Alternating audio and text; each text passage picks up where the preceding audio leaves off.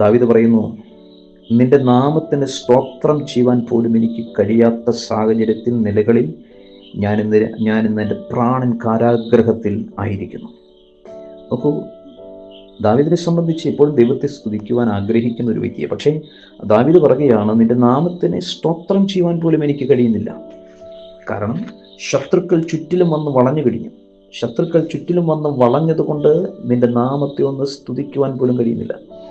ഇന്നുകൾ പലപ്പോഴും ഒളിച്ചിരിക്കുമ്പോൾ, മറഞ്ഞിരിക്കുമ്പോൾ ശത്രു നീ ഭയപ്പെട്ടിരിക്കുന്നു എന്ന് മനസ്സിലാക്കി, ദൈവസന്നിധിയിൽ നിന്ന് നീ ഒളിച്ചോടുവാൻ തയ്യാറായിരിക്കുന്നുവെന്ന് മനസ്സിലാക്കിക്കൊണ്ട് ശത്രു നിനക്ക് മുന്നിൽ വരകൾ വിരിക്കുമ്പോൾ, ശത്രു നിനക്കെതിരെ പാളയമിറങ്ങുമ്പോൾ, നാളുകളിൽ നിനക്ക് ദൈവമേ എന്ന് വിളിക്കുവാൻ പോലുമുള്ള സാഹചര്യം ഇല്ലാതാക്കി തീർക്കും. അതുകൊണ്ട് മറവിട്ട് പുറത്തു വരണം.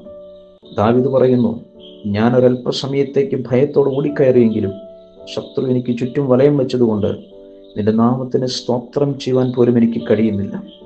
എൻ്റെ പ്രാണനെ നീ അതുകൊണ്ട് കാരാഗൃഹത്തിൽ നിന്ന് പുറപ്പെടുവിക്കണം.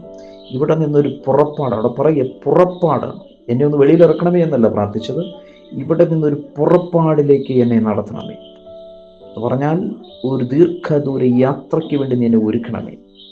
വ്യക്തമായ ദൈവാത്മാവ് വചനത്തിലൂടെ ഇടപെടുന്നു. വ്യക്തമായി പറയുന്നു, ഒരു യാത്രയ്ക്ക് വേണ്ടി ഒരുങ്ങുവാൻ ചിലരുടെ ദൈവത്തിൻ്റെ ആത്മാവ് തുതറിയിക്കുക. രാത്രിയിൽ ഒരുക്കപ്പെടുന്നവരെ ദൈവം ഈ ദിവസങ്ങളിൽ ഒരുക്കിയെടുക്കും. കർത്താവിൻ്റെ മഹത്വം കാണുവാൻ, കർത്താവിൻ്റെ തേജസ് കാണുവാൻ എത്ര പേർ ആഗ്രഹിക്കുന്നുണ്ട്?